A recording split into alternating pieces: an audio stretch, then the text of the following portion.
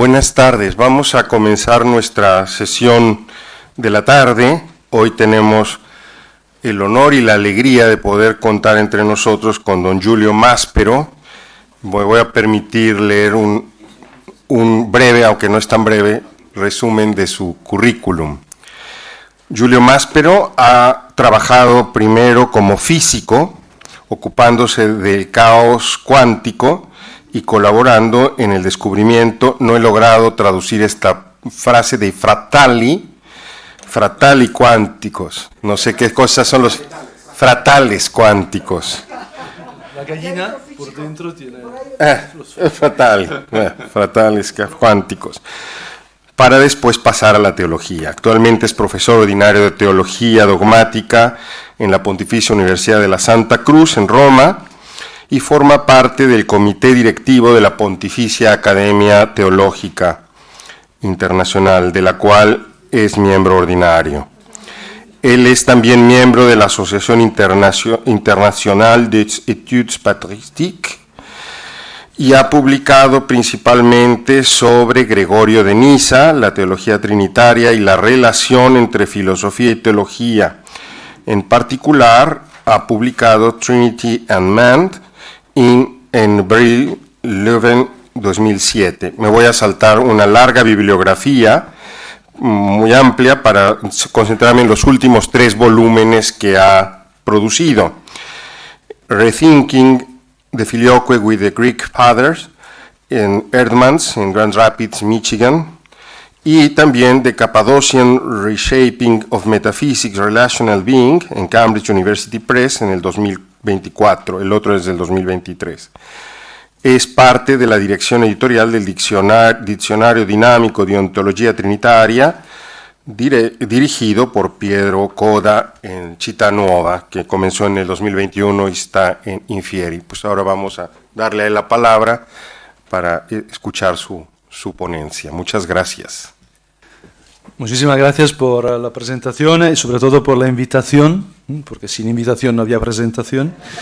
Y también porque es un privilegio poder hablar entre amigos, me permito decirlo, ¿no? La ontología trinitaria relacional que desarrollamos con Ilaria y Antonio Malo y Pierpaolo Donati y otra gente en Santa Croce, en Roma, en Bologna y otros lugares, no es solo una teoría. Antes me preguntaban en la comida por qué diccionario dinámico, ¿no? Porque no se pueden estudiar las relaciones sin relaciones. Entonces es un camino juntos, hoy en Roma diríamos es sinodal, ¿no? Pero, como puedo decirlo, de verdad, si se me permite, ¿no? Es de verdad acercarse al misterio de Dios, que es el sentido del mundo, que es Trinidad, y por esto se puede estudiar solo juntos, en relación. Entonces, estar aquí para mí es un ejercicio de ontología relacional, y por esto estoy muy agradecido. Entonces, yo voy a dividir lo que me gustaría compartir con vosotros, con ustedes, en 3 partes principales históricas, ¿no? La parte fundamental, que es la patrística, después la Edad Media, y después la modernidad y la posmodernidad. Y en el fondo es un poco, pido disculpas, no soy hegeliano, es un poco tesis, antítesis y síntesis, ¿no? Pero para ver que no es hegeliano, que no es dialéctico, es muy importante la introducción, que no, en este sentido, puesto que todo quiere ser relacional, es de verdad fundamental, ¿no? Porque yo creo que muchas veces la forma, la mirada, ¿no? La relación con la cual nos acercamos determina la respuesta, ¿no? Entonces, si yo tengo un trauma, yo vivo mucho de mis traumas, ¿no? Cuando era pequeño, todavía soy bastante rápido con los números, ¿no? A mí los números se me dan, soy un poco pitagórico, ¿no? A mí el número es mi casa, ¿no? También veía los colores de los números de pequeño, cosas de psiquiatra, ¿no? Pero a mí me funcionaba muy bien, ¿no? Y entonces una vez estaba en casa de amigos mayores y me dicen, Giulio, hacemos un test, a ver cuánto listo eres, ¿no? Y hay un bus, un autobús que sale de la primera parada y suben 3 personas, reverencia a Alejandro Burgos, suben 3 personas, que esto es una relación muy intensa. Entonces, suben 3 personas, después a la siguiente parada se baja una, salen 4, y así, ¿no? Yo iba calculando, ¿no? Su un moquito, ¿no? Y al final me pregunta, ¿cuántas paradas ha hecho el autobús? Y yo no lo sabía, ¿no? Entonces, ese trabajo a mí me ha ayudado mucho, ¿no? Porque cuando escuchas, cuando lees, sobre todo cuando escuchas a una mujer, ¿no? Pero en general, cuando escuchas a una persona, cuando lees, la pregunta que tienes en la cabeza determina lo que ves, lo que escuchas, ¿no? Entonces, por esto la introducción no es solo así retórica, y vamos a decir algunas cositas, ¿no? Para después soltar, ¿no? Es un poco como en Italia cuando hacen las comidas, ¿no? Que el entrante ya te puede dejar destrozado, ¿no? Entonces, no, espero no ser como una mamá italiana, ¿no? Allora, entonces, hablamos de ontología relacional, ontología de la relación, ¿no? Cuando utilizamos la palabra ontología, después de Heidegger, hay que aclarar que aquello no es una ontología en el sentido de que el lenguaje construye el ser. No estamos diciendo esto, ¿no? Estamos utilizando ontología en sentido etimológico, ¿no? Que es el logos, el discurso sobre el ser, ¿no? ¿Por qué es importante esto? Y así conectamos un poco, creo, con Leonardo Polo, ¿no? Porque la metafísica es la búsqueda de la causa primera que está más allá, metà, de las realidades cósmicas, está física. Entonces el griego ve este mundo, las estrellas y todo esto, el mar, y ve que es bonito, que es bello, ¿no? Y se pregunta de dónde sale esto, cuál es la causa de esto. Y de causa en causa sube hasta el motor inmóvil, la primera causa, el primer principio, lo que sea, ¿no? Entonces, esto es muy bonito, pero tiene un asunto, tiene un problema de alguna forma, porque pone la dimensión cósmica más arriba de la dimensión antropológica. Porque en el fondo las estrellas siguen allí, mientras el hombre se muere. Entonces las verdades absolutas, 2 más 2 que hace 4, sigue allí, mientras mi abuelo, mi padre están en el cementerio. Entonces es un asunto muy serio, ¿no?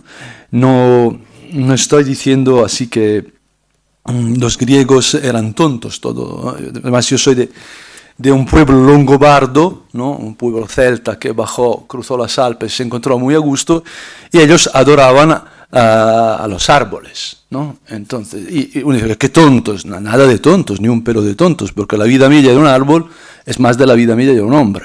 Entonces veían en los árboles grandes, ¿no? Las encinas, estos árboles, veían una señal de una fuerza vital que era más grande de la que tenemos nosotros. Pero la revelación trinitaria, la revelación cristiana, antes ya la revelación hebraica, nos puso delante de una novedad increíble, el hecho de que el ser humano, con su fragilidad, con sus limitaciones, con sus debilidades, es más denso ontológicamente que todo el universo. Esto es precioso. Entonces, lo que tendríamos que desarrollar, lo que estamos haciendo en el fondo, desde el comienzo del pensamiento cristiano, es desarrollar una metantrópica, que quiere decir buscar la causa primera de este fenómeno que nos deja asombrados, que es más intenso que las piedras, las encinas y todo esto, que es el ser humano con su libertad, ¿no? Con su fragilidad, con todo lo que sea, ¿no? Entonces, ontología es más grande que metafísica, ¿no? La metafísica es una forma de ontología, ¿no? Hay muchas formas de ontologías. Y la metafísica no basta cara a la revelación. Por esto tenemos que añadir algo. La forma de metantrópica, de ontología que proponemos, es una ontología relacional, que en el fondo, siguiendo a los padres, reconoce que las relaciones no son, en el caso del ser humano, solo accidentales. Ma como acontece, como se da en Dios, las relaciones pueden estar dentro de la sustancia. de la sustancia divina, pero también dentro de la sustancia humana, de alguna forma. Esto tenemos que ver cómo es, ¿no? Esto quiere decir que para desarrollar esta metantrópica tenemos que, en el fondo, aceptar una forma de epistemología que es típica de los padres de la Iglesia desde el comienzo, desde Justín, que es el apofatismo o apofaticismo, yo no sé, apofatismo funciona, perfecto, muchísimas gracias. ¿Qué es la idea? Que cuando hablo de Dios, diciendo lo que es, no consigo decir lo que es. Para decir lo que es, tengo que decir más bien lo que no es. Porque toda palabra que utilizo está sacada de la experiencia creatural. Entonces está marcada por las limitaciones. Entonces para hablar de Dios tengo que afirmar, pero en el mismo tiempo negar, para ir a la eminencia, como nos enseña el pseudo Dionisios, ¿no? Entonces esto quiere decir que el ser no coincide con el inteligible, que es una afirmación muy fuerte, porque para Platón el ser de esta mesa, la verdadera mesa, está arriba en la idea de la mesa. Y en el fondo, el ser más denso es la idea. Para Aristóteles es la forma inteligible de esta mesa, que puedo sacar con la abstracción. Entonces, el ser más ser es la forma inteligible. Pero para nosotros, el ser que justifica todo lo que es no está a nuestro alcance, porque es el logos que está dentro de Dios, más allá de, yo lo llamo el gap, utilizando una palabra en inglés, es como si hubiese una distancia infinita entre Dios y nosotros, porque Dios es trascendente, es infinito, es eterno, y nosotros no, somos finitos, temporales, ¿no? Y entonces no podemos controlar intelectualmente a Dios, no podemos traducir al Dios uno y trino, al Dios de la revelación, en conceptos y palabras. Entonces nos vamos y cerramos aquí, ¿no? Que nos hablas de ontología trinitaria, ontología relacional, si no se puede hablar de Dios, ¿no? Este es lo bonito. No se puede hablar de Dios semánticamente. ¿Qué quiere decir? No podemos encontrar signos, ¿no?, expresiones que sean perfectas, que puedan expresar de forma perfecta lo que es Dios. Pero podemos hablar de Dios, aunque nos falten las palabras, a través de las relaciones. Entonces, de la semántica tenemos que pasar a la sintaxis, ¿no? El ejemplo más bonito que yo he encontrado para expresar la distinción entre semántica y sintaxis, para mí es la música. Porque cuando yo toco el La en la octava central del pianoforte, esa nota corresponde a 440 Hz. Es un sonido codificado que puedo producir con el diápason. El diápason produce el La normalmente, ¿no? Entonces, la semántica es la ciencia que estudia la correspondencia entre ese sonido y la nota y el La. Que está escrito allí quiere decir justo esto, ¿no? Pero todavía no hay música con una nota. Cuando hablamos de música, cuando tenemos unas notas conectadas. Una melodía es una serie de notas. Y lo bonito, y aquí entra la sintaxis, es que cuando yo incoo más alto o más bajo, la melodía no cambia, es la misma música. Pero están cambiando todos los sonidos, todas las notas, todos los signos. Y es lo mismo. Puedo encoar el pangelingua más arriba, más abajo, en la misma canción. Que, si te pregunto, ¿qué es esto? No lo voy a hacer porque Dios me ha dado muchas cosas, menos la voz buena, ¿no? Pero, entonces, si yo encoo el tantum ergo, o el pangelingua, que es lo mismo, uno lo reconoce. Dice, es esto, ¿no? Y si lo encoo más alto, más bajo, es lo mismo, porque la música es sintaxis, tiene muy pocas palabras, es un lenguaje con muy pocas palabras, es un lenguaje hecho todo por relaciones. Entonces la teología es música, en el fondo. Y yo creo que también la filosofía en su corazón es música, es sintaxis, ¿no? La academia era el lugar donde se aprendía filosofía dialogando. Los peripatéticos andaban juntos, ¿no? En el fondo, la conexión con el maestro es un principio sintáctico en toda forma de conocimiento, ¿no? Entonces, nosotros podemos desarrollar una ontología no desde la perspectiva griega, que pone el concepto en el corazón del ser, sino desde una perspectiva revelada que reconoce las relaciones como de verdad camino para el conocimiento. Porque yo puedo saber quién es Dios. Antes con Blanca hablábamos de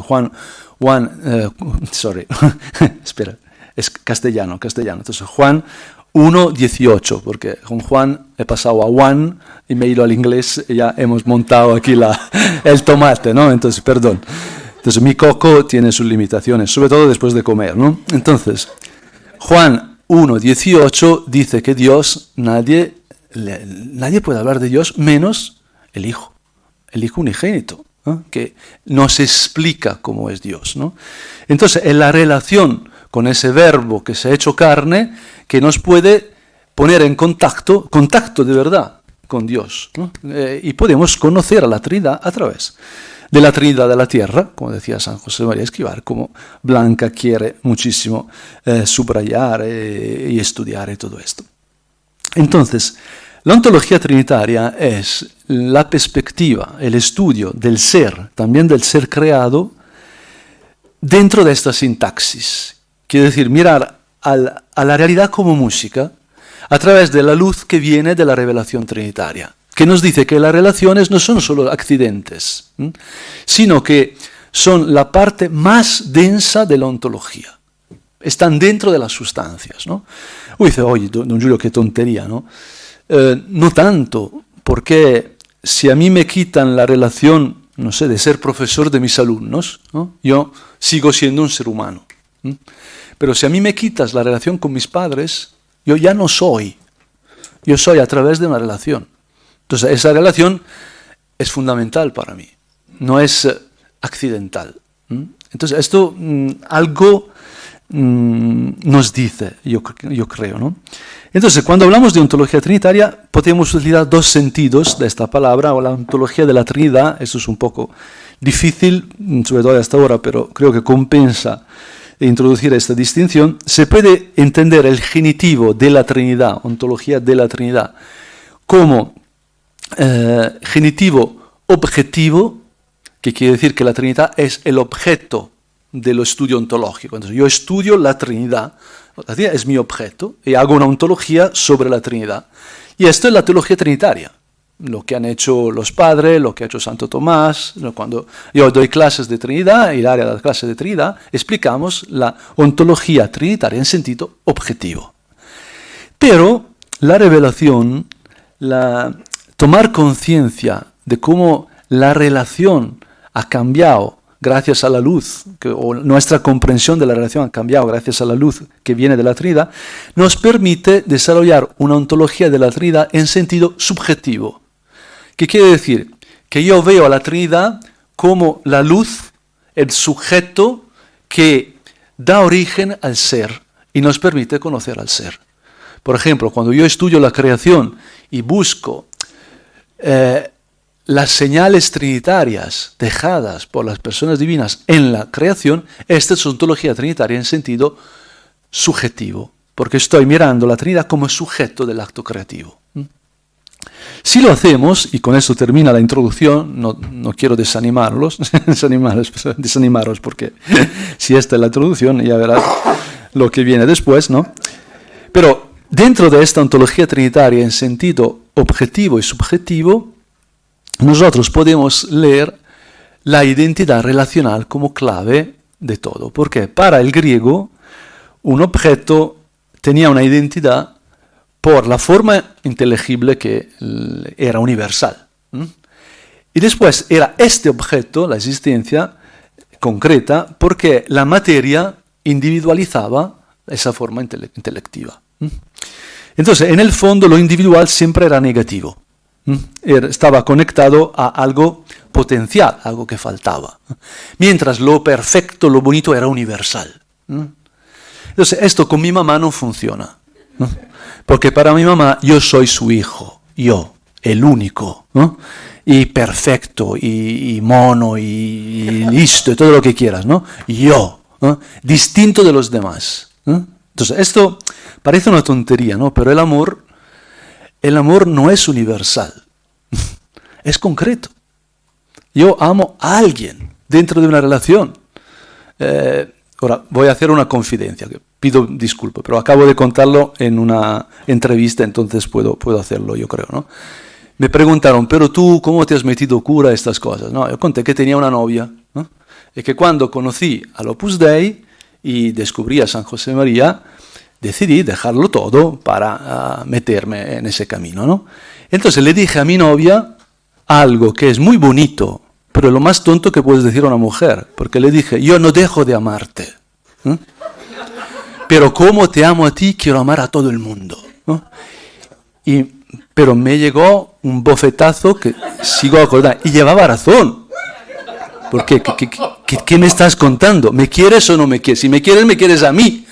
No me quieres como los niños de África.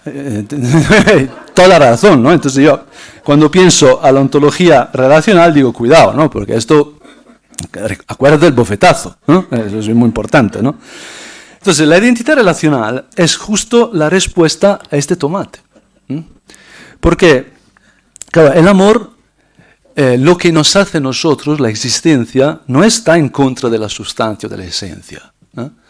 Sino que se da junto con la esencia, a través de ¿qué? De las relaciones que nos individuan sin, podríamos decir, sin separarnos de los demás. Entonces yo soy mí mismo por la relación que tengo con vosotros, con cada uno de vosotros. Y con ser Giulio, la verdadera identidad del Menda depende de mis relaciones con todo el mundo, pero los que fueron y los que serán.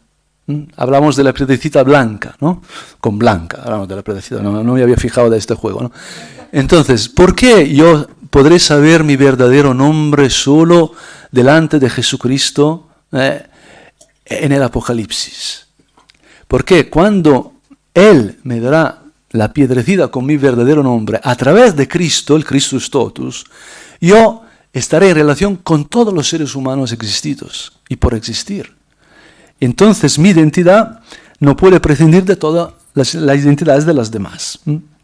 Entonces estos son los instrumentos que voy a utilizar, no sé si non explicatio terminorum, no sé si está en explicatio, ¿no? Pero por lo menos es terminorum, ¿no?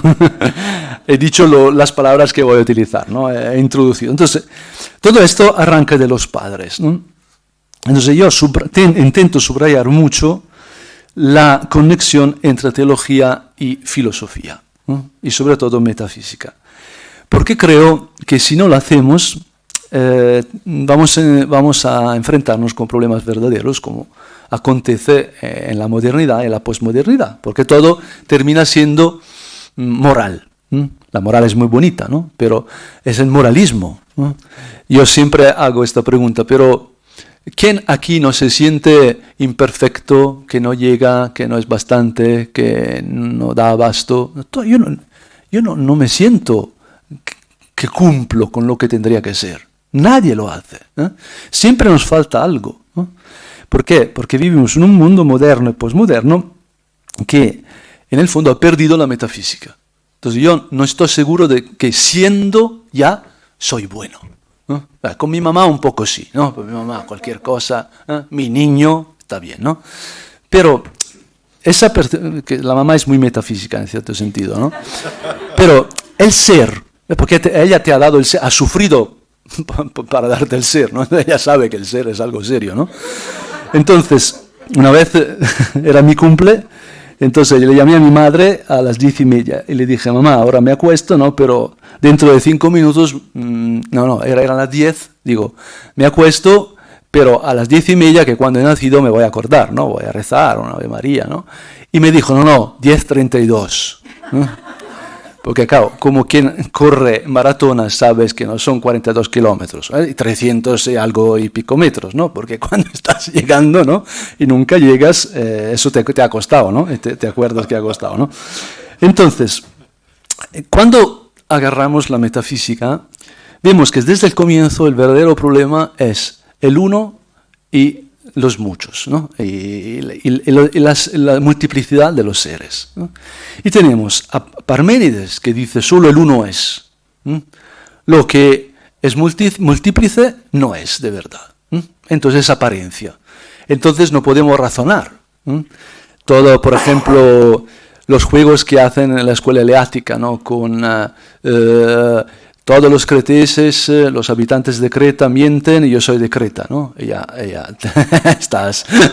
Entonces, si eres de Creta y mientes, entonces no es verdad lo que dices, entonces ya no puedo. Son todas formas parmenideas para decir no se puede razonar, ¿no? Pero eso es muy peligroso, porque si existe solo el ser y la razón humana no puede conectar con el ser, al final se puede hacer cualquier cosa, porque no puedes decir que algo está equivocado, ¿no? Entonces Parménides es violento, en cierto sentido, es puro, pero es muy peligroso, ¿no? Enfrente tiene Heráclitos, que intenta la solución opuesta, ¿no? Existe solo lo múltiplice, ¿no? Y todo está en devenir, y la ley de este cambiamiento es el logos, ¿no? Entonces, Heráclitos no consigue hablar con Parménides. Son dos fuerzas, y por esto en el fondo hay una aporía dentro de la metafísica que tiene que ver con cómo se relaciona el uno y los muchos. Platón, que es un genio increíble, por esto después de la Biblia el libro que más vende son los diálogos platónicos, algo querrá decir, ¿no? La pasta siempre da algunas ideas de la metafísica también, ¿no? Entonces Platón dice, muy bien, tengo que matar a mi padre que es Parménides. Y en el Sofista describe su parricidio y dice algo que nos puede parecer loco pero que tiene mucho sentido. Dice, existe una forma de no ser que es, ¿no? Así como existe una forma de no ser, pero una forma de ser que no es, ¿no? ¿Qué está diciendo, no? Está hablando de la participación. Yo soy guapo, para mi madre muchísimo, ¿no? Pero no soy la belleza, ¿no? Participo de la belleza poco, ¿no? Participo del ser cada vez más con la edad, porque cada vez más gordo, no quería no hacerlo, pero participo del ser, ¿no? Entonces, no es esta la participación, ¿no? Pero Platón dice, cuidado, porque solo el ser, con mayúscula, es, pero las cosas que existen participan de alguna forma de este ser, ¿no?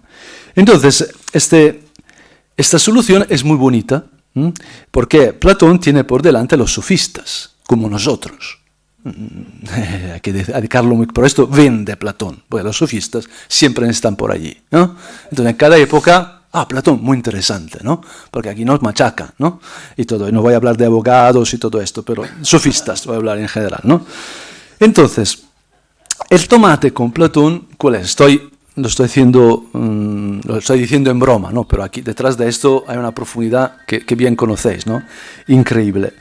Entonces, el problema en Platón, en el fondo, es que para decir esto, tiene que poner, como hemos dicho antes, la profundidad máxima del ser en lo ideal. Entonces, en el fondo, este mundo, que es muy bonito, que nos atrae, tenemos que dejarlo, salir de la cueva, ¿no?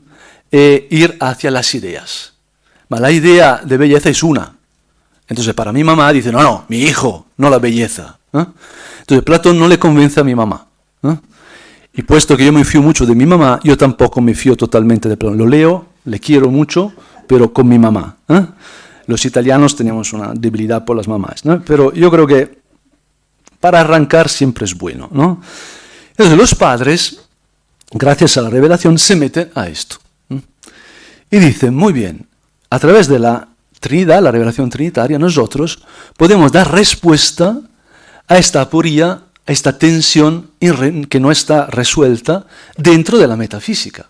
Porque ahora el Dios de Jesucristo es uno, es el ser, pero por dentro tiene una multiplicidad personal, hipostática, y no sabían cómo llamarla. ¿Qué es esto, no? Cuando Moisés se encuentra delante de la zarza ardiendo, ¿no? La cuestión es metafísica. Él se acerca asombrado, porque siempre la pregunta metafísica arranca del estupor, y se pregunta, ¿qué es esto? Y toda podríamos decir, la teología empieza cuando de la pregunta, ¿qué es esto?, se pasa a ¿quién es esto?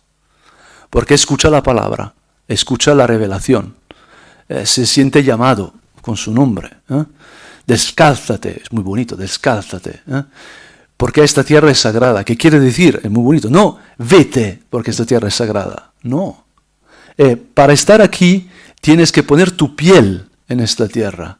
Nada de muerto. Tienes que invertir tu vida para hablar conmigo. Es precioso, ¿no? Y después está la revelación del nombre, que yo soy el quien es, el que soy, ¿no? Que parece negar, pero también revela, ¿no?, que el ser es personal. Y en el fondo, Moisés es a través de esta revelación que entra dentro del ser, que entra dentro de la participación, ¿no? Y con Cristo, incluso más, porque Cristo demuestra que es Dios, por ejemplo, con la resurrección, por ejemplo, absolviendo los pecados, conociendo lo que pasa en el corazón del hombre y todas estas cosas, ¿no? Entonces, da prueba que es Dios, pero también da prueba que es hombre, porque se muere, porque tiene hambre, porque sufre, ¿eh? Y llama a su padre papá, Abba. Entonces, el misterio del Evangelio está hecho por unidad. Yo y el Padre somos una cosa sola, Juan 10:30, que vuelve en muchas partes, pero yo soy una persona y él es otra persona. Y incluso hay el tercero, el otro paráclito, que os enviaré. Entonces, ¿qué pasa aquí, ¿no?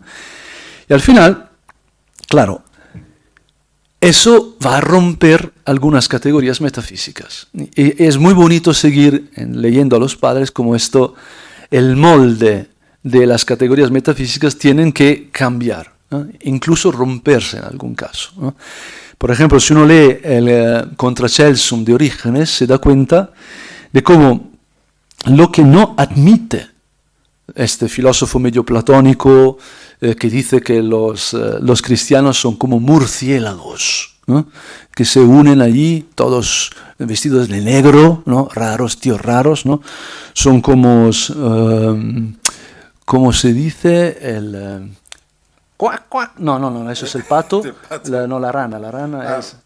La rana. Sapo, soltar el sapo, ahora se me ha ocurrido. Entonces, somos como sapos que están alrededor de un estanque y se pelean para ver quién es más culpable, que es una visión del cristianismo muy actual, si os fijáis, ¿no? Si uno le pregunta por allí, ¿qué piensas de los cristianos?, ¿no?, te puede salir esa descripción, ¿no? Pero lo que no admite Celso es que el Logos se haya hecho carne, es la relación de Dios con el mundo, con el ser humano. No puede aceptar esto, que el ser humano sea el centro del mundo. Y cuando uno sigue leyendo se da cuenta de que con el siglo IV la pelea empieza a enfocarse sobre la relación. Arrio, al comienzo del IV, dice, el Logos no puede ser relacional, porque es una cosa distinta del Padre. Entonces, tiene relación con el Padre, pero no es relación. El Padre lleva un nombre relacional, pero no es relación. Mientras lo que dice Jesús es que él y el Padre son una cosa sola. Entonces, que Padre, paternidad, tiene que estar dentro de Dios. Que Hijo, relación, tiene que estar dentro de Dios.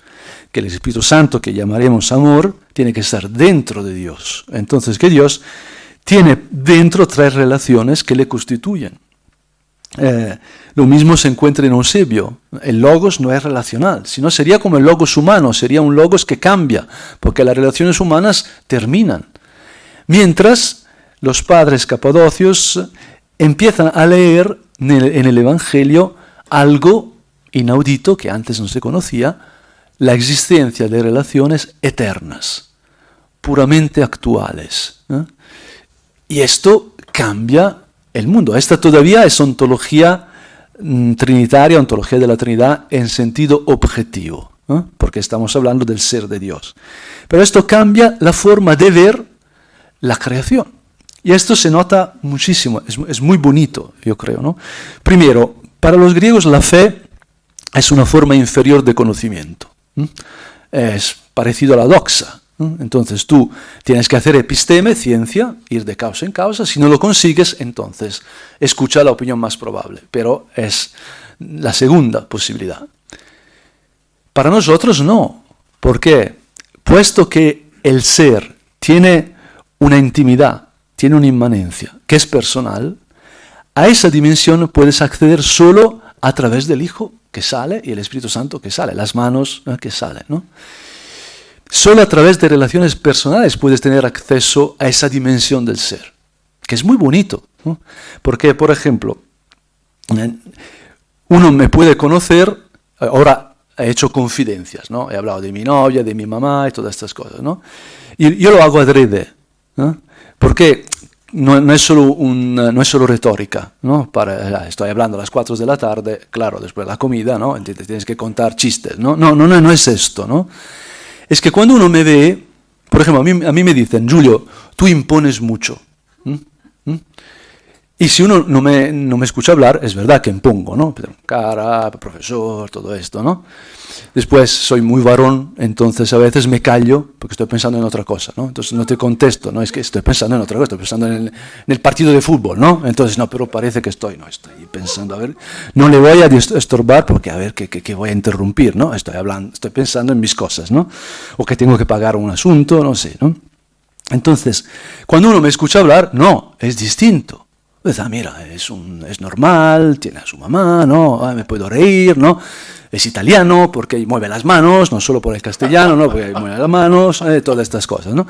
Entonces uno entra en mí a través de mi palabra, descubre la intimidad de una persona, ¿no? Hay un libro por allí que seguro también en España habrá vendido mucho, que los hombres son de Marte, las mujeres de Venere, ¿no? Un libro que para mí ha salvado a muchos matrimonios, ¿no? De verdad, como sacerdote yo lo aconsejo, lo recomiendo, lo regalo incluso, ¿no?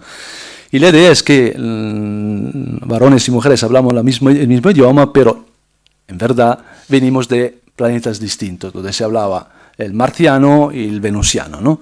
Entonces hay palabras que quieren decir una cosa para las mujeres, otra para los varones. Es metáfora genial, ¿no? Pero yo creo que la verdad es que cada hombre tiene sus palabras, su idioma. Porque el sentido pleno de cada una de las palabras depende de nuestra historia, de nuestras relaciones.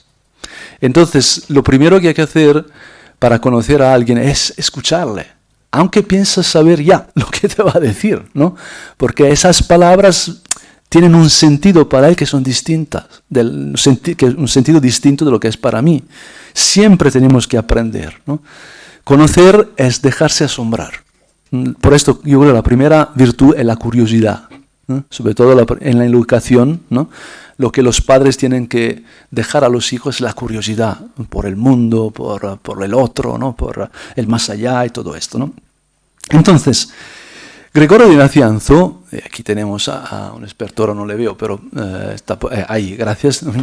Gregorio de Nacianzo desarrolla una ontología trinitaria o relacional en sentido subjetivo, entonces lee el mundo con la luz que emana de la Trinidad, a través justamente de la luz.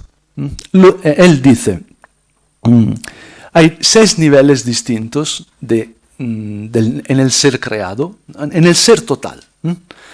El primer nivel son las 3 luces consustanciales, que son el Padre, el Hijo y el Espíritu Santo. Luz con mayúscula, son 3.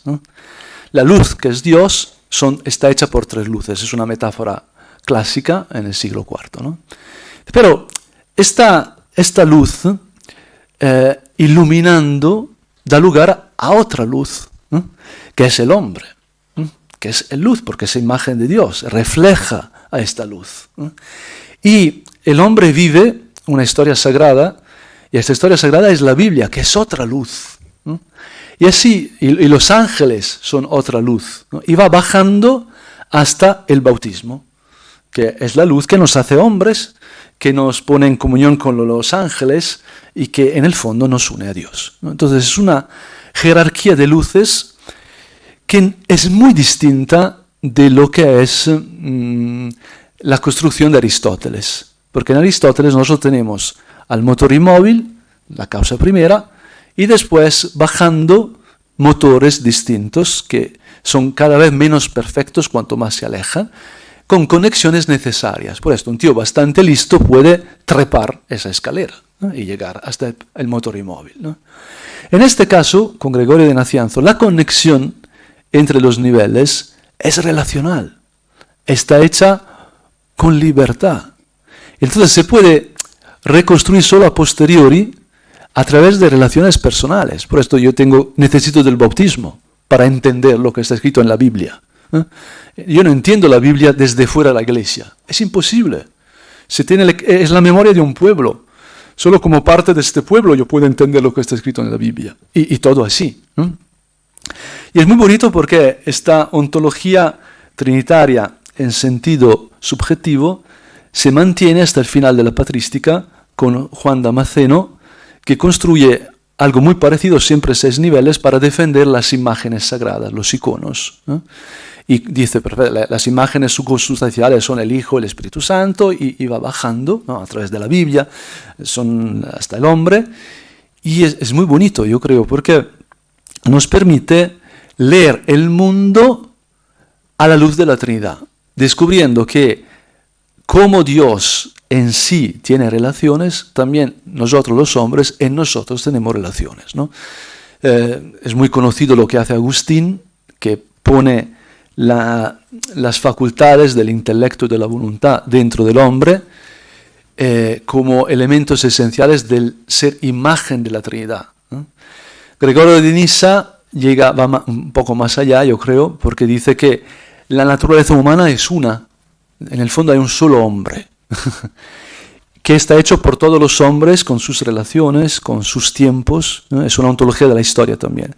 Por esto, las relaciones humanas están dentro de la naturaleza humana, son subsistentes, no coinciden, mis relaciones no coinciden con toda la naturaleza humana como se da en el caso de Dios. La paternidad es todo el infinito Dios. La filiación es todo el infinito Dios, ¿no? El Espíritu Santo lo mismo. Yo no soy toda la naturaleza humana, cada vez más, pero no toda, ¿no? Entonces, pero mis relaciones subsisten dentro de la naturaleza humana, son verdaderamente. Entonces, la luz de la Trinidad nos permite ir más allá de la muerte, viendo que nuestras relaciones, sobre todo las que están purificadas por el amor, no pasan. El amor de mis padres no pasará nunca, será para siempre. Esto es muy bonito, la amistad, la búsqueda de la belleza, todas estas cosas, una vida dedicada a enseñar, ¿no? Esto, en el fondo, pesca dentro de Dios, podríamos decir, a través de las relaciones. No somos Dios, pero estamos en relación con Dios, de forma que nuestras relaciones, podríamos decir, son redimidas por la luz trinitaria. Esta fuerza, esta capacidad de leer el mundo a la luz de la Trinidad, es lo que da origen a la Edad Media. Y paso al segundo momento, que va a ser más rápido, y el tercero incluso más rápido todavía, ¿no? Entonces no os desaniméis, siamo más allá de la cumbre, ¿no? Entonces, cumbre, espero, ¿no? Ahí hay cima y cima, que no sé cómo se dice en Latinoamérica, cómo se puede distinguir, ¿no? Pero porque las dos palabras significan lo opuesto, me parece, ¿no? Entonces es muy divertido, también muy instructivo en la vida. Entonces, la Edad Media, en el fondo, es una ontología trinitaria transformada en civilización. Porque la idea de la Edad Media, se ve muy bien en Italia con las ciudades medievales, es poner Dios en el centro, la catedral, ¿no? Y toditito, diría mi maestro Mateo Secco, alrededor de la catedral. Entonces, el poder civil, allí pegado a la catedral. En mi pueblo hay una catedral muy bonita y el municipio, la alcaldía, pegada, apoyada, ¿no?, en la catedral. Porque si se viene para abajo la catedral, ya no hay poder civil, ¿no? Y después el barrio de los que trabajan la piel, el barrio de los herreros, el barrio, todo alrededor, ¿no? Y la catedral de mi pueblo fue construida para que caber en el pasado, quepan en el pasado, cupieran, buscaba. Muchísimas gracias. 5.000 tíos que eran los habitantes de mi pueblo. Entonces tenían que caber todos, ¿no?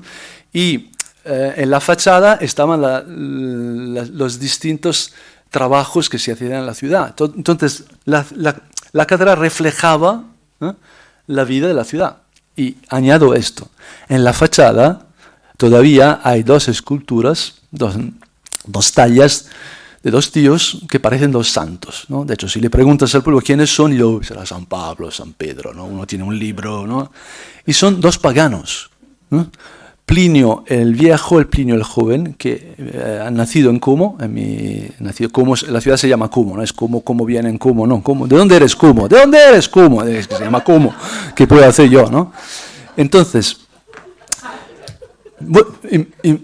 vamos a imaginar por un segundo que en Madrid construyen una iglesia nueva y ponen a Hawking en la fachada. Es noticia, seguro. Va a haber peleas, seguro.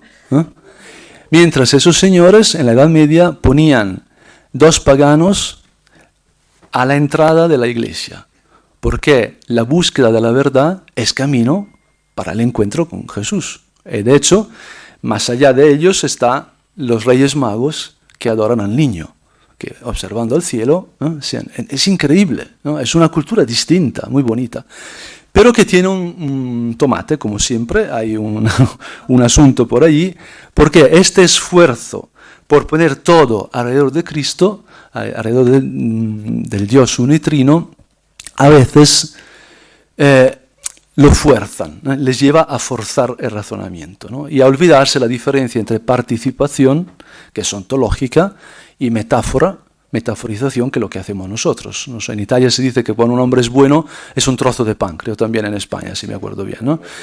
En Latinoamérica, pero sin trigo esa expresión no funciona, ¿no?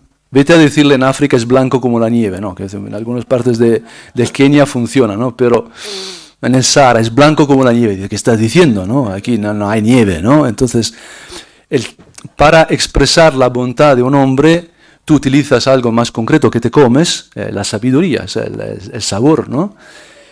Pero porque la persona a quien hablas conoce eso, ¿no?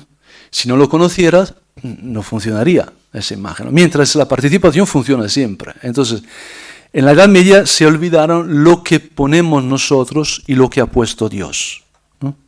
Esto es un asunto muy peligroso en la vida, ¿no? Porque cuando te olvidas lo que es obra de Dios y lo que es obra tuya, eso es el camino para la idolatría, ¿no? Y de hecho el nominalismo salió de allí, de alguna forma, ¿no? También hay, no voy a hacer análisis demasiado complejos, ¿no? Pero Vladimir Solovyov, en su tesis de doctorado, que se llama Crítica a la filosofía occidental, una obra genial, es la tesis de doctorado, ¿no? Aquí hay un señor que estudia Solovyov y que no voy a hablar, después hablamos a solas. Solovyov describe la parábola de la Edad Media de forma muy bonita. Dice, al comienzo los medievales recibieron esta ontología trinitaria maravillosa, que les permitió pensar todo a la luz de la Trinidad y organizar un mundo, no solo un pensamiento cristiano como los padres, una civilización cristiana. Pero después se pasaron de alguna forma. Entonces, al final, como un hijo adolescente, de alguna forma, tomaron confianza en la razón tanto que se pegaron un tortazo con la bici nueva, no sé cómo decirlo, ¿no? Que empezaron a pensar que su razón podría decidir lo que es verdadero o no verdadero en las fuentes. Entonces cortaron la relación filial con los padres, de alguna forma. Se olvidaron el apofatismo. Empezaron a decir, yo puedo controlar con mi pensamiento toda esta construcción social incluso, ¿no? Y salió de allí una reacción que es la modernidad, en el fondo, que es una reacción que empieza a decir, no, vamos a ver, es el sujeto, el individuo con su razón, que decide lo que es verdadero o no es verdadero. Vamos a pensar en Descartes, ¿no?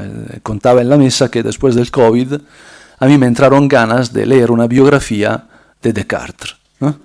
Porque a mí eso de res cogitans y rex extensa separadas no funciona, ¿no? Porque las parejas, ¿no?, que se veían por Zoom o lo que era, ¿no?, no estaban satisfechos, sus res cogitans estaban comunicando, ¿no? Pero no sé por qué esos señores, esos novios, querían comunicar también con la res extensa. Y ni un pelo de tontos, ese es el amor, ¿no?, que pide, vamos a la teología del cuerpo, ¿no?, que teología del cuerpo con Descartes, ¿no? Entonces yo me pregunté, puesto que en mi vida creo que todo hombre, la relación con el cuerpo es un don de la mamá, ¿eh?, ¿qué relación tenía Descartes con su mamá? ¿Cómo se te ocurre? Io le voy a contar a mi mamá, he tenido una idea. Res costa, res extensa. Bofetada. Pero peor de la mi novia, ¿no? Pero dice, ¿qué estás diciendo? El amor es analógico, no es digital. Se come, al final del COVID, en la última clase que di de un curso que era un poco híbrido, había gente que tenía que escuchar por Zoom, otros que podían estar en clase, yo he traído una tarta al chocolate de mi madre. Entonces, los que estaban en clase han comido. Los que estaban ahí virtualmente presentes han sufrido. Y he dicho, esta es parte del curso, este es el sentido de todo el curso. Porque el cristianismo es como una tarta. Nada de Zoom.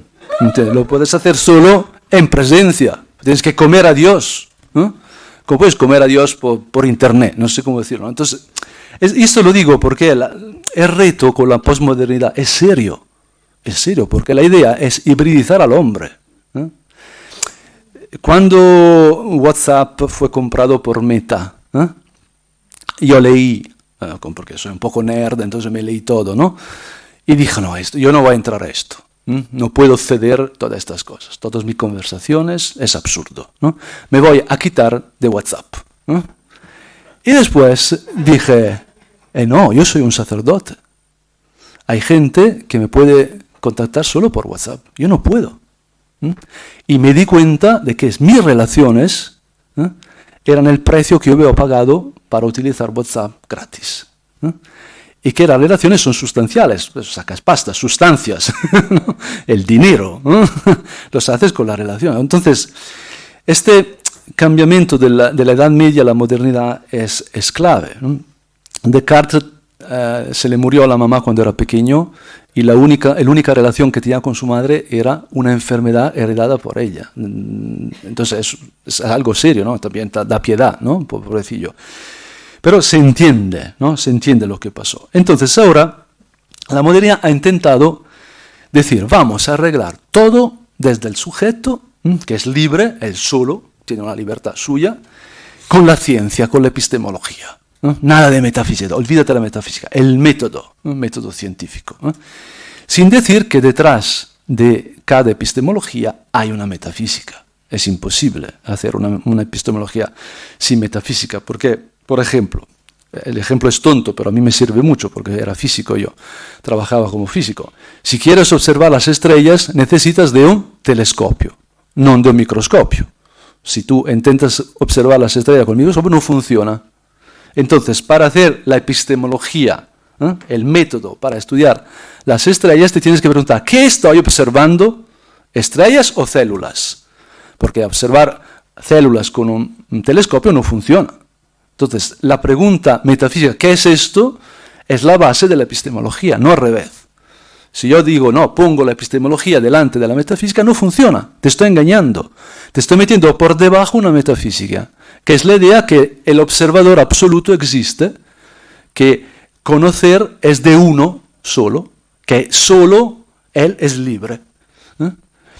Y esto da lugar a patologías. Voy de verdad acabando, ¿no? Patologías serias, ¿no? Porque si la libertad es solo libertad de elección, cuando he elegido algo, estoy perdiendo mi libertad.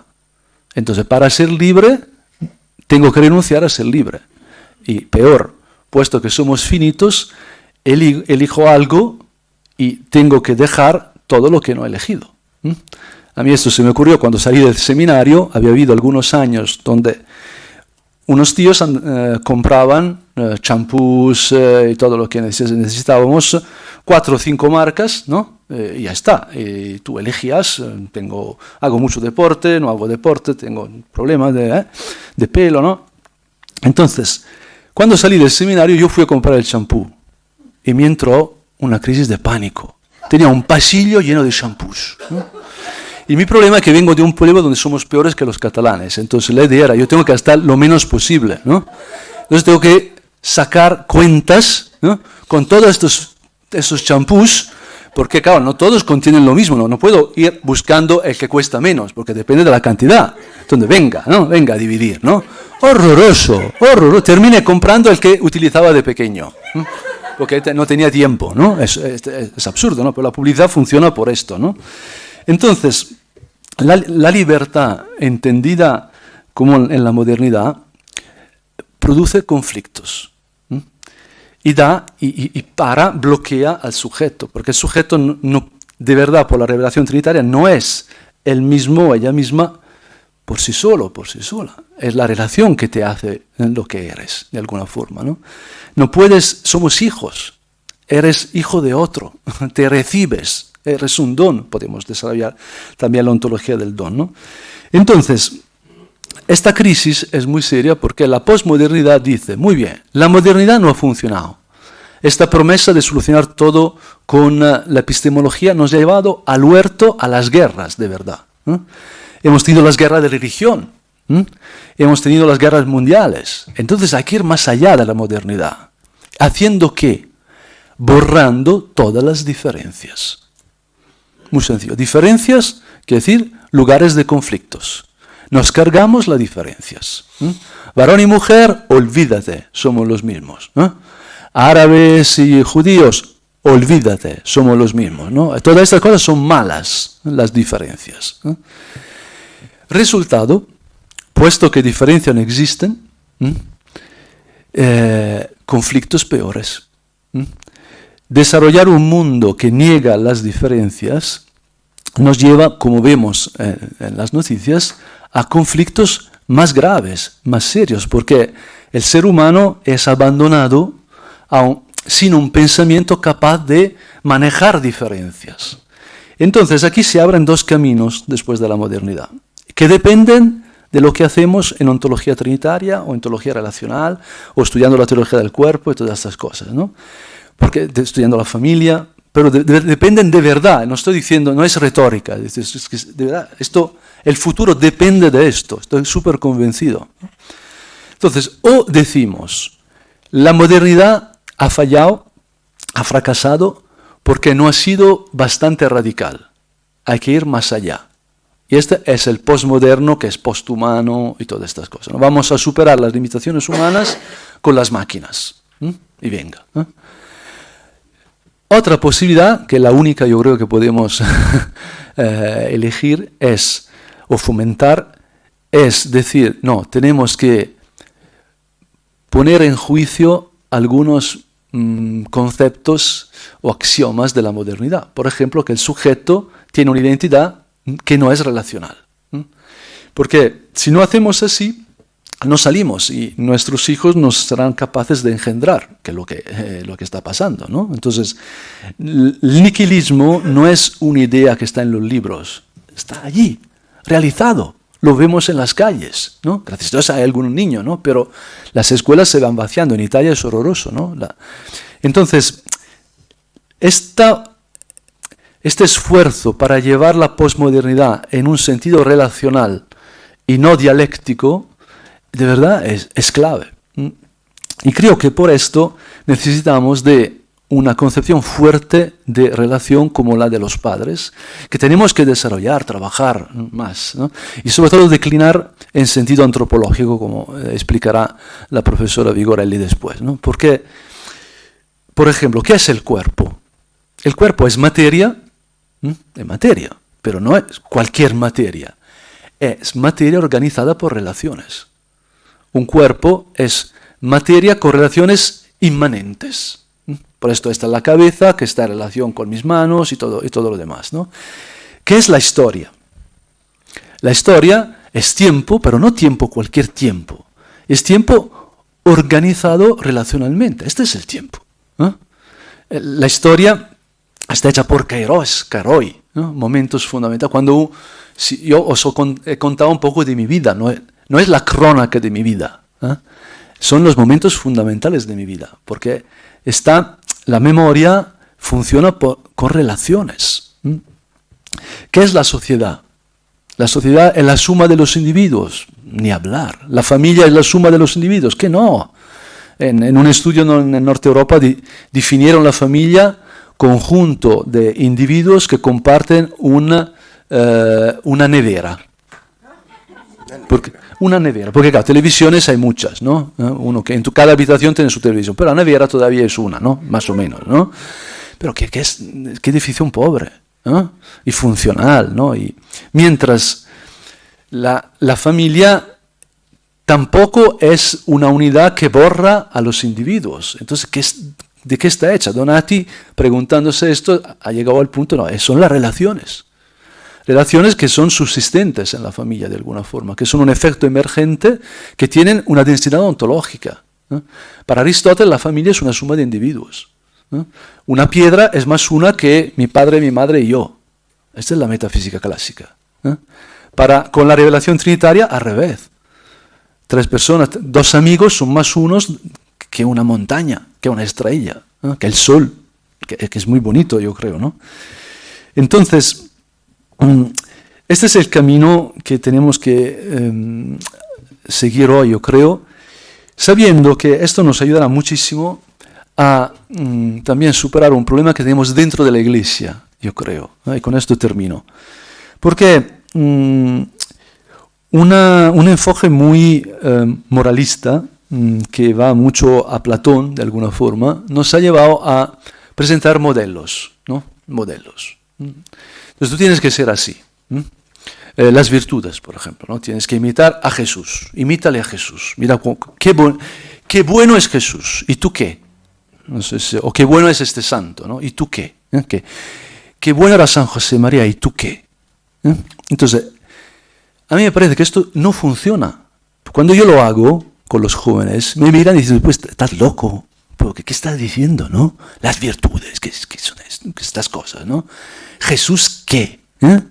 ¿Quién? ¿No? Pero de verdad es una crisis muy grande, ¿no? Por ejemplo, tú no puedes preparar novios a casarse diciendo, tenéis que quereros, ¿no? No, el curso para prepararos a la boda es, tenéis que quereros. Oh, no lo habíamos pensado. Pues digo, gracias. Mira qué sacerdote más profundo, ¿no? Que tenéis que quereros, gracias, ¿no? Y ellos al comienzo dicen, claro que le quiero, ¿no? ¿Qué problema, no? Y siempre lo que explico es que la única forma de amor, es la primera clase del curso, ¿no? Es el amor a los enemigos. ¿Pero qué dice don Julio? No, el amor a los enemigos es la única forma de amor, ¿no? No, pero nuestro amor es distinto, ¿no? Yo la quiero porque es guapa, dice, no, ya esto ya no será guapa en el futuro, ¿no? Entonces ya cuidado, porque esto no funciona, ¿no? Le quiero porque es rica, esto ya no es amor, te lo digo, no, ni hay que esperar, ¿no? Ya se sabe. Si tú dices por qué le quiero, ya, y contestas, sobre todo si eres varón, estás vendido, ¿no? Pero tú, ¿por qué me amas? Cállate. Mira...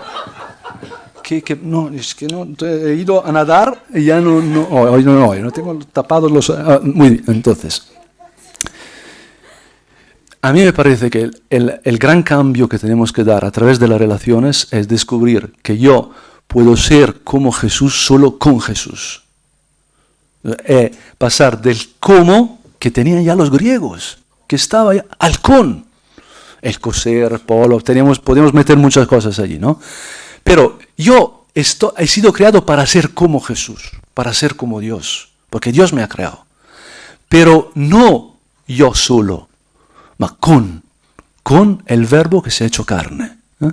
Y esto creo que es el futuro. Y tenemos un tesoro y tenemos que dar batalla en esto, porque de verdad la vida del mundo depende de que se pueda pensar el mundo desde la Trinidad.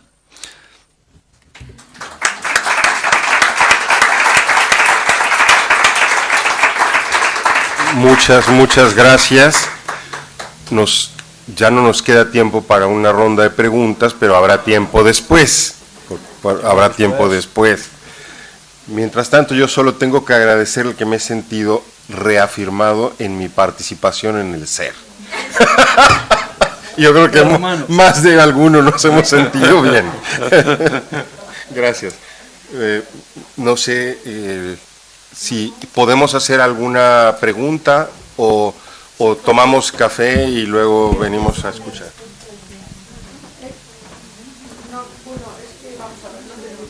No tenemos tiempo. Dos preguntas ahora y luego ya descansamos y viene otra conferencia. Ok, entonces 2 preguntas. Porque ellos van mañana por la mañana y no vamos a poder tener el diálogo con ellos, que es lo que hemos hecho con los ponentes. Pero más vale algo que nada, como me ha dicho Julio cuando haya. Bueno, entonces, a ver, Javier, una, y la otra pregunta, ¿quién la quiere hacer?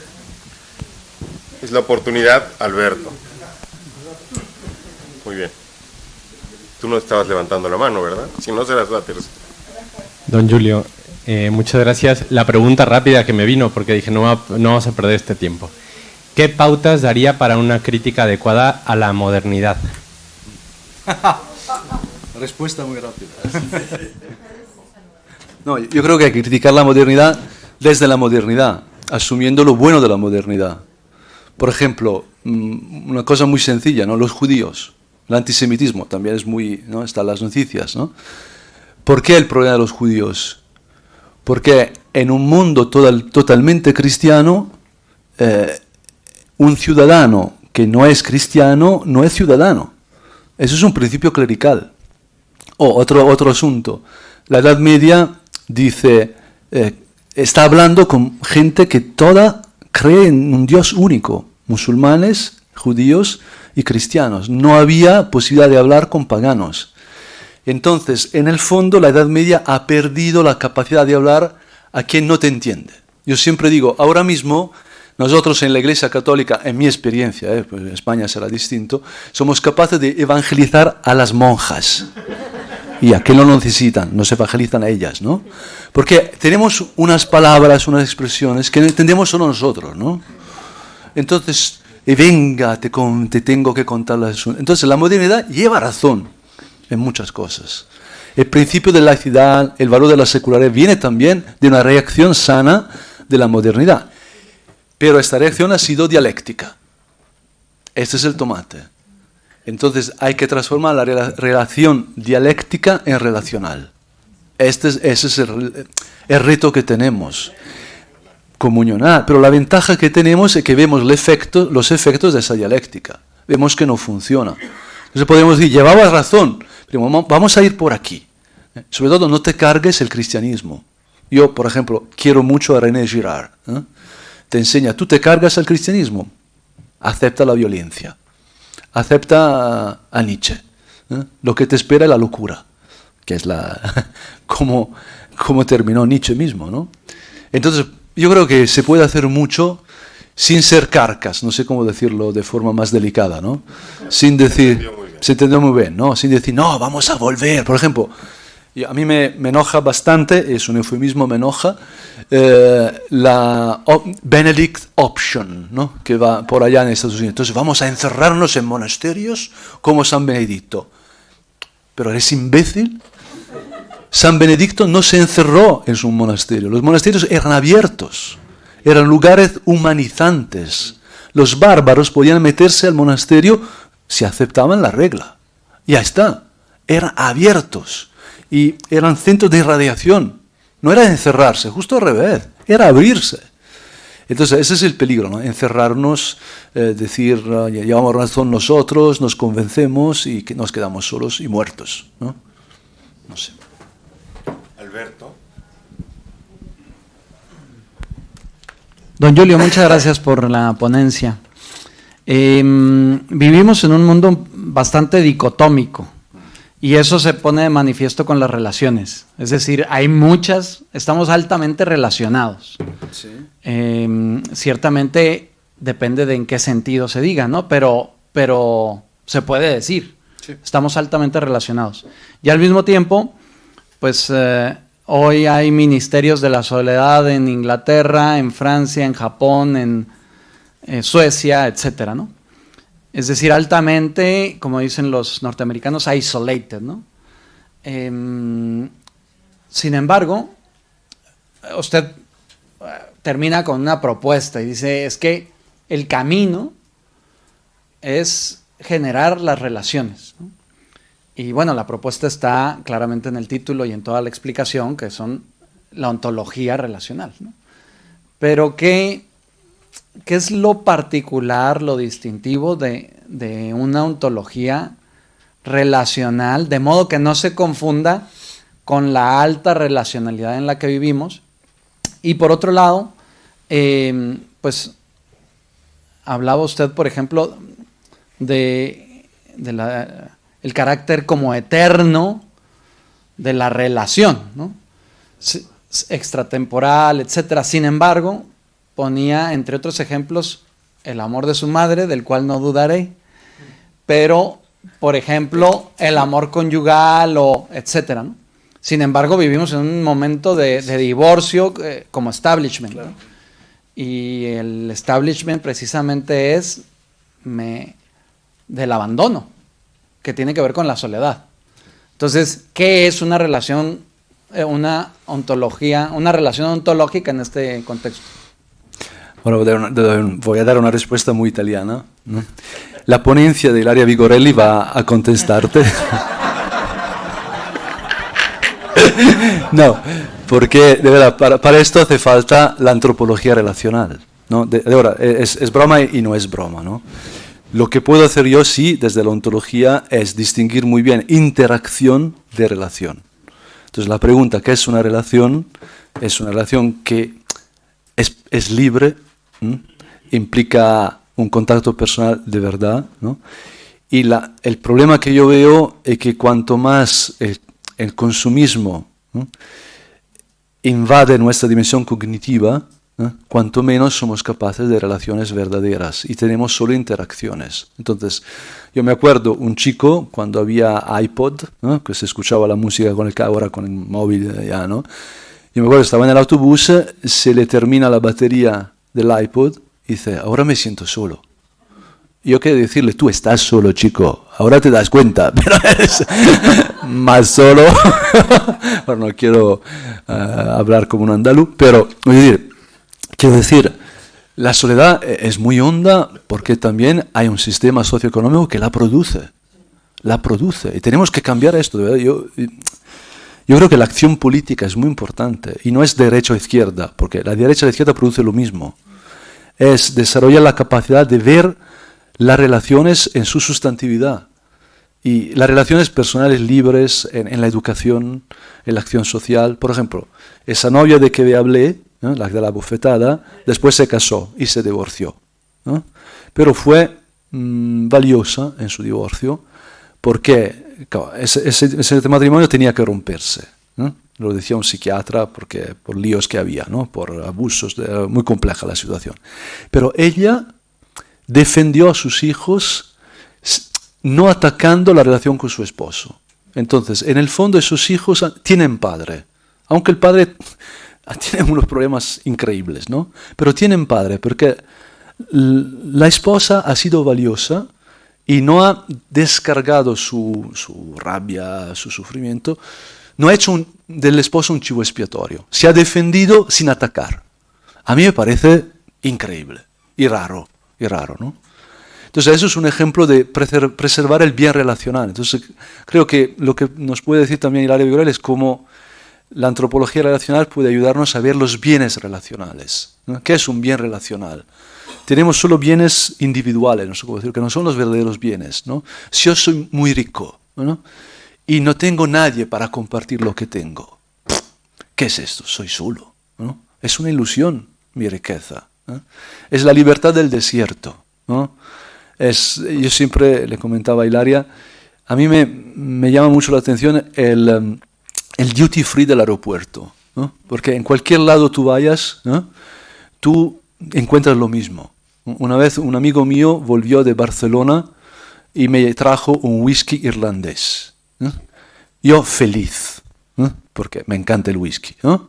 No es una sugerencia, pero a mí vuelve de Barcelona con el whisky irlandés. ¿Eh? ¿Qué me estás contando, no? Porque claro, en toda Europa yo puedo comprar cualquier cosa. El queso italiano lo puedo comprar en Madrid, ¿eh?